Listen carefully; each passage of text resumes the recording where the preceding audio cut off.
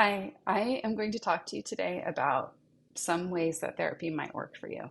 Because let's be honest, how many of us think about going to therapy and then don't also think, do I really want to do this? There's a lot of things that I just don't want to talk about. I don't see the point in talking about it.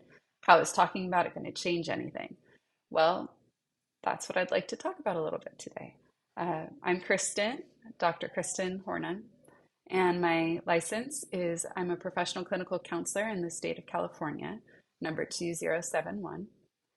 And what's the point of therapy, right? Why should I spend money on it? Why should I spend my time on it? Maybe I could get a manicure or a massage. Well, both of those things do sound good sometimes. But the truth is that therapy isn't just about talking about things.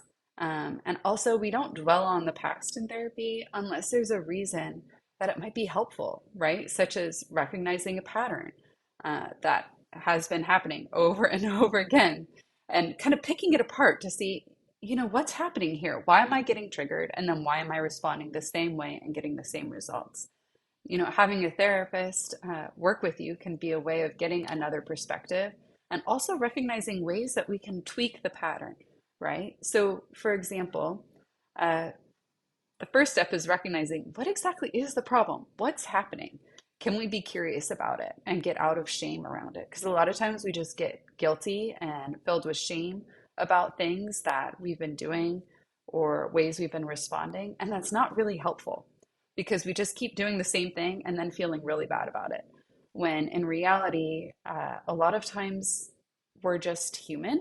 We are responding the way we respond because that's what worked for us at some point in our life, or that's what we were taught by adults in our life. So, the first thing we can do is have kind of a curious mindset and explore what is really going on. So, that's part of the assessment process in therapy. That's where we look at, okay, what is the big picture of your life? What's happening with your physical health? What's happening in your relationships? What's going on with your emotions, your feelings, your thoughts? And then we see, all right, what do we want to work on changing? And some of this can be ways that we respond to the current things in our life that are happening. So, one thing that we do with eye movement desensitization and reprocessing therapy, which sounds horrible, but basically EMDR is a way of working on both the past and the present, as well as the future. And we look at triggers, things that are upsetting you today, and then we can see what is the root of these? Where did they come from? And we can start to kind of pick them apart. Look at negative beliefs about yourself, like I'm not good enough, or there's something wrong with me. And that feeling, maybe you get a feeling in your throat or a feeling in your stomach, or you get headaches. How are these things all connected to each other? Are they?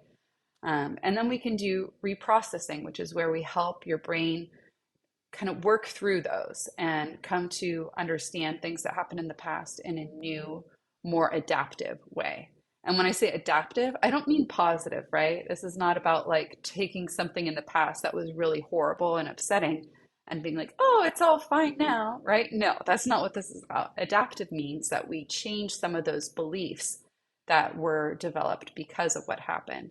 For example, it's not really adaptive to think about yourself, I'm a bad person, it's all my fault. That's going to cause some problems probably in your life today if a part of you believes that. So in EMDR, what we can do is we can help you work through those things to develop more adaptive beliefs, such as, I did the best I could, right? That would be more adaptive. And oftentimes that feels true. Or, I am good enough, right? Or something like, I didn't have a choice then, but I have a choice today. Or I didn't have any skills then, and today I can work on having new skills. So there's all kinds of ways that we can shift these negative beliefs about ourselves so that today we feel both better about ourselves and not as triggered, and also more equipped to manage these situations and respond differently. So, one of the things that we can do in therapy is we can work on resourcing, which is a way that you can tap into internal coping skills and then decrease upsetting emotions in the moment, or work on stopping upsetting thoughts in the moment so that you have a little bit of room to breathe and respond the way you want to. Let me give you an example. Let's say every time you go to the grocery store, you get really triggered and your breathing gets difficult, you're stressed, you rush through the whole experience, you feel awful the whole time. But you still need to go to the grocery store, right?